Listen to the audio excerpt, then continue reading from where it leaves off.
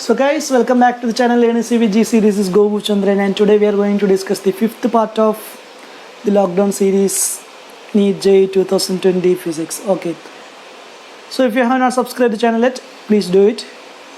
And here is the first question of this part. Okay. So this is the continuation of actually part 4. So here is the next question.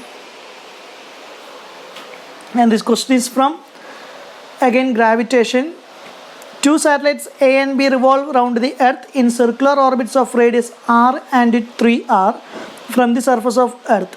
Okay, so the height is, first case is height is capital R, second case height is 3r from the surface of Earth. The ratio of their linear momentum, that is the question. Okay, so we know that linear momentum means mass into velocity directly proportional to velocity. Okay, sorry. This is linear momentum directly proportional to velocity, so ratio will be v1 by v2. And we also know that v is root gm by small r. v equal to root of gm by small r, that is proportional to 1 by root r, that is 1 by root r plus h. Velocity is directly proportional to or inversely proportional to root r plus h. So v1 by v2 can be written as root of r plus h2 by r plus h1. Okay, so v is inversely proportional to height. So what you will get? Root of r plus h2 is given as 3r and h1 is given as r. That is root of 4r by 2r. You will get 4 by 2 or 2, root 2. So answer will be root 2:1. Option C is the correct answer. Hope you got it. Easy.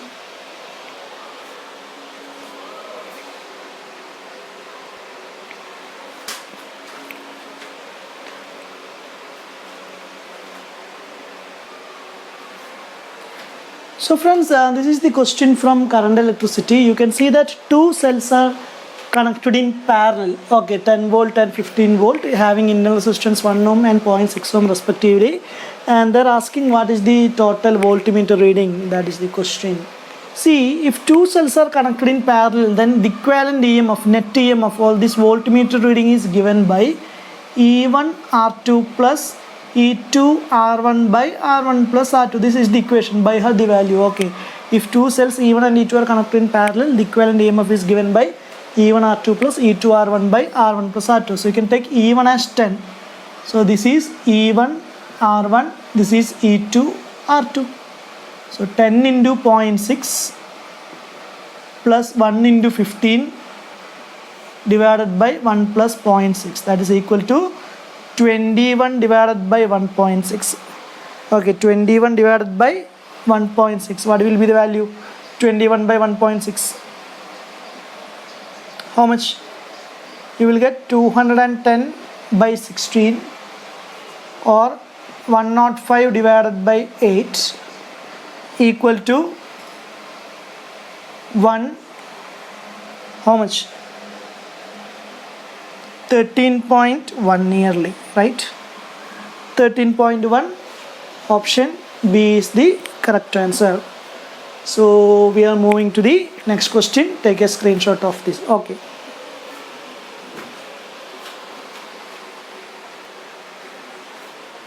So friends, this is the question from photoelectric effect. Okay, dual nature. A light of wavelength 5000 angstrom is falling on a photosensitive surface.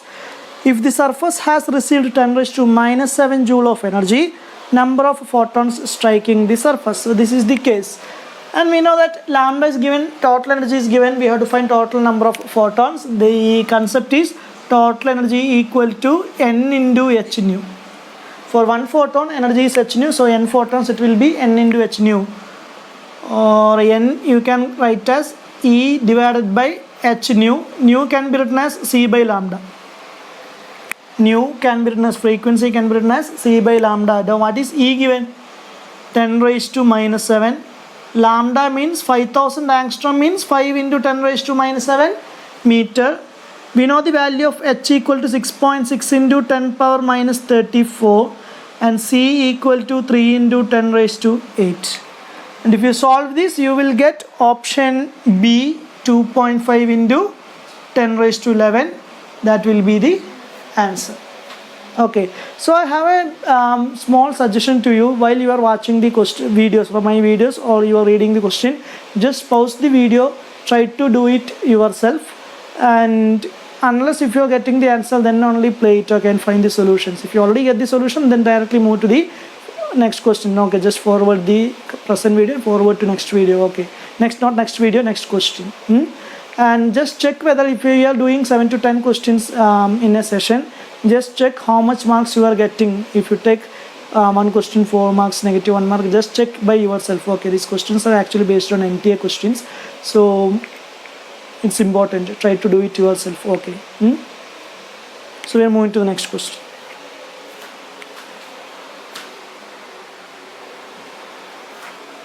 So guys, read the question. This question is from thermodynamics calorimetry topic, and the question, what is the question? Let me read the question. A copper ball of mass 100 gram is given.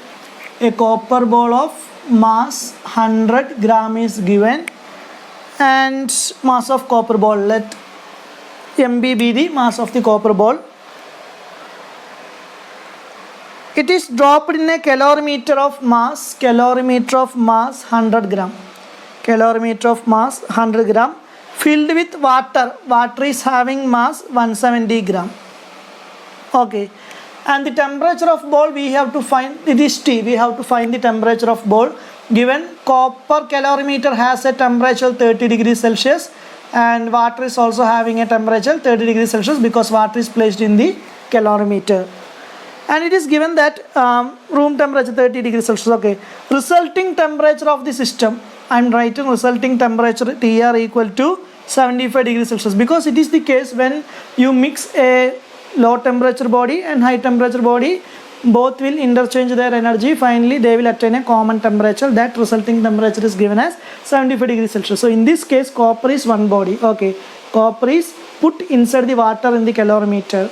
Okay, so one body will lose heat, another body will gain heat till they attain a common temperature. Okay, and specific heat capacity of copper. Okay, the specific heat capacity of copper. What is specific heat capacity of copper given?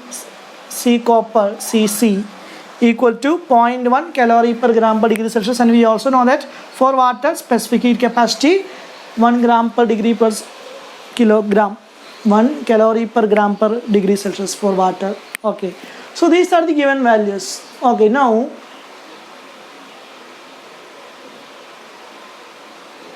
see, initially temperature is T.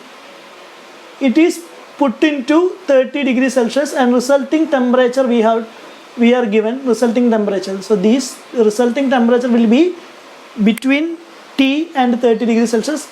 If TR equal to 75, so clearly T will be more than 75 degrees Celsius, and heat, this body will lose heat and this body will gain heat. Okay, one will lose heat and one will gain heat. One will heat gain, other will be heat loss. Both will be equal by energy conservation. Heat loss equal to heat gain. That is known as principle of method of mixtures. Okay, so our concept is mass of ball into C ball into delta T ball equal to mass of water, specific heat of water, delta T water, plus mass of calorimeter, specific heat of calorimeter, delta T of calorimeter. This is the case. This is heat loss and this one heat gain. Okay, because these two are together, you can take it as a single body. Water is placed in the calorimeter itself, so these two together will gain heat, this one will lose heat. So mass of ball is given as 100 gram into specific heat of ball. Specific heat of ball means this ball is made of copper. So specific heat of capacity of copper is given as 0.1. Delta T can be written as T minus 75. Delta T means this temperature difference will be T minus 75 equal to, what is mass of water equal to? That is also 170 into 1. Delta T means 75 minus 30 plus mass of copper calorimeter, that is equal to 100 into 0.1 into 75 minus 30. Okay, so 100 into 0.1 is 10, 10 into T, 10T, 100 in 10 into 75, 750. So 10T minus 750 equal to 170 into 45 plus 10 into 45, that is you will get 180 into 45. 180 into 45. Okay, is it correct? Yes. So you will get 10T equal to 180 into 45 plus 750 completely divided by 10. T equal to, you will get 18 into 45 plus 75. 18 into 45 plus 75. What you will get? 18 into 45. What is 10 into 45? 450. 900. 900 minus 90. What is 900 minus 90? This is my calculation. Okay, 810 plus 75, you will get 885 degrees Celsius. Option C is the correct answer. So okay, I will repeat it once again. We know that when two bodies of different temperatures are mixed together, one body will lose heat, other will gain heat, both will attain a common temperature till that they will exchange their heat. Okay, that common temperature is given as 75 degrees Celsius. One body is heat, that is ball is heat. This ball is put in water in a calorimeter, so this ball will lose heat, calorimeter and water will absorb heat. That equation is given M1 C1 delta T1 equal to M2 C2 delta T2 plus M3 C3 delta T3. Now you just put the given values and rearrange, you will get the answer. Okay, I hope you got the answer, you got the concept. So shall we move to the next question, right? Okay.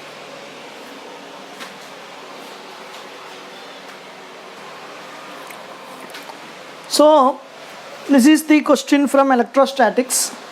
Charge is distributed uniformly in some space. The net flux through the surface of an imaginary cube of side A is in the space is phi. The net flux through the surface of an imaginary sphere of radius A in the space.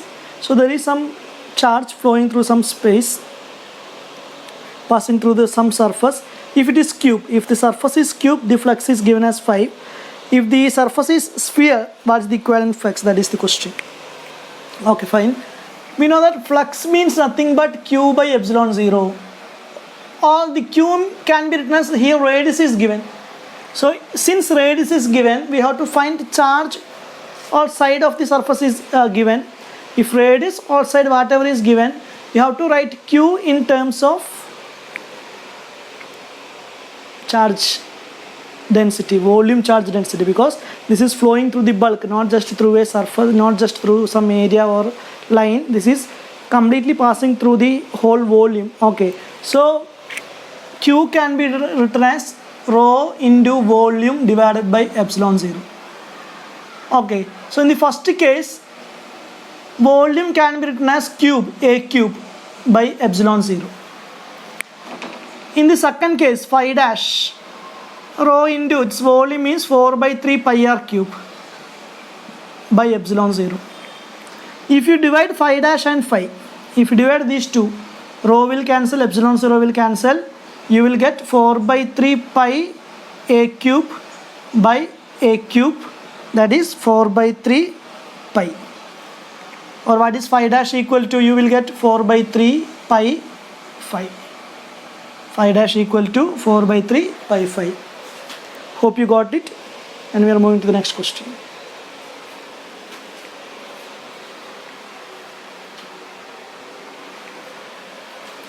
So this is an important question from thermodynamics. So thermodynamics have its importance in NEET and JEE. Okay, and see, this type of questions are repeatedly asking for JEE and NEET. Okay, so you have to know the concept, because this equation is not in your NCERT book, still it is asking.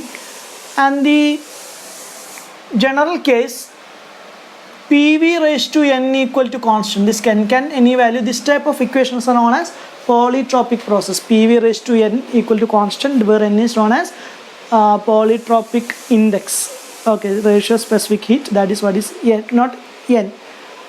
Gamma is ratio specific heat, but n is polytropic index, that's all. Okay, and the common specific heat, that polytropic specific heat, if Cn is the specific heat of this process, then that Cn is given by Cv plus R by 1 minus n. Okay, by heart this value important.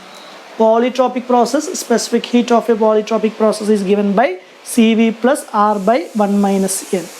Okay, so the question is 1 mole of diatomic gas undergoes thermodynamic process whose equation is given by P proportion to V square, which means that PV raised to minus 2 equal to constant.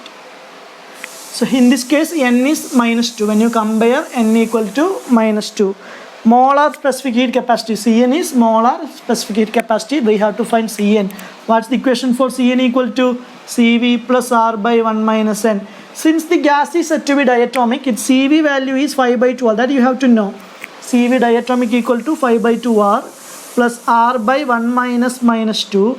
That is 5 by 2R plus 5 by 2R plus R by 3. If you take R common as outside, it will be 5 by 2 plus 1 by 3 R into 15 plus 2 by 6. You will get 17 R by 6. That is the answer. 17 R by 6. Option B is the correct answer. Okay, we are moving to the next question.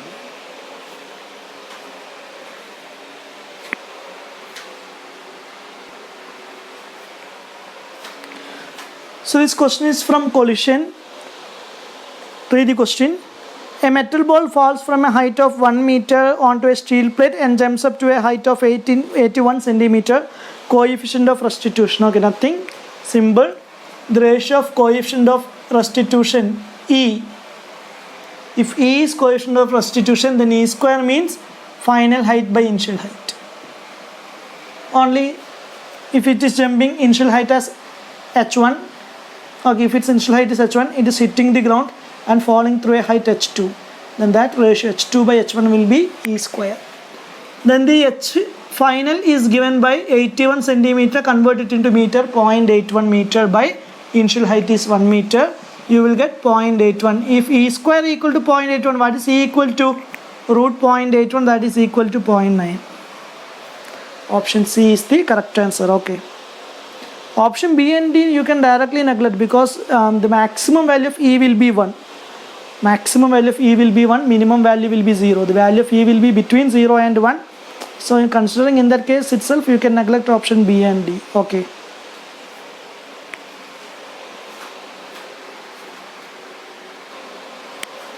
So we are moving to the last question of this part. Question, read the question.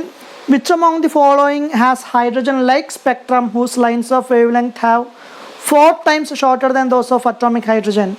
So we know that hydrogen spectrum, what's the equation for wave number or 1 by lambda equal to RH into 1 by n1 square minus 1 by n2 square. For hydrogen-like atoms, there will be into z square. Okay, for hydrogen-like atom, there will be z square. So you can see that 1 by lambda is proportional to z square. If n1, n2, RH are all constant. So for hydrogen atom or hydrogen-like atom, that 1 by lambda will be proportional to z square. And it is given that hydrogen-like atom I am taking as 2. Hydrogen atom I am taking as 1. Lambda 1 for hydrogen, lambda 2 for hydrogen-like atom. Okay. So lambda 2 is given as 4 times lambda 1. Lambda 2 is given as 4 times lambda 1. Or you can write as lambda 2 by lambda 1 equal to 4. Which is nothing but inversely, they are inversely proportional to z square. Inversely proportional to z square means z1 square by z2 square. Z1 square by z2 square. Okay.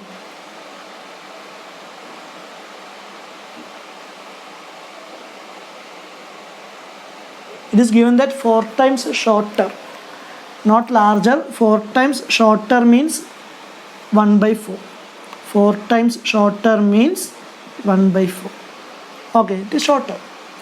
So you will get z2 square equal to 4 into z1 square. For hydrogen-like atom, Z means what? Atomic number. Okay, atomic number z2 square equal to 4 times z1 square. or taking square root Z2 equal to 2Z1. And we know that for hydrogen atom Z1 is given as 1, atomic number equal to 1. So hydrogen like atom you will get atomic number equal to 2. If atomic number equal to 2, what is the atom? Helium, right? Because helium is having atomic number 2. So answer is option A. So question is simple. For same N1 and N2 hydrogen like atom, what will be that hydrogen like atom? So that its wavelength will be 1 by 4 times wavelength of hydrogen. So simply write 1 by lambda proportional to Z square, or lambda 2 is given as lambda 1 by 4. If you compare lambda 2 by lambda 1, you will get 1 by 4. That is Z1 square by Z2 square, or Z2 square equal to 4 Z1 square. Take square root, you will get Z2 equal to 2 Z1. Put Z1 equal to 1, because hydrogen atomic number equal to 1, you will get Z2 equal to 2, which means that that atom is helium. Okay, so I hope you like this session, and if you have not subscribed the channel, please do it. Share it with your friends, those who need, just share it and pass the information. Okay, so wish you all the best. Stay safe, stay home, stay safe. Okay, bye.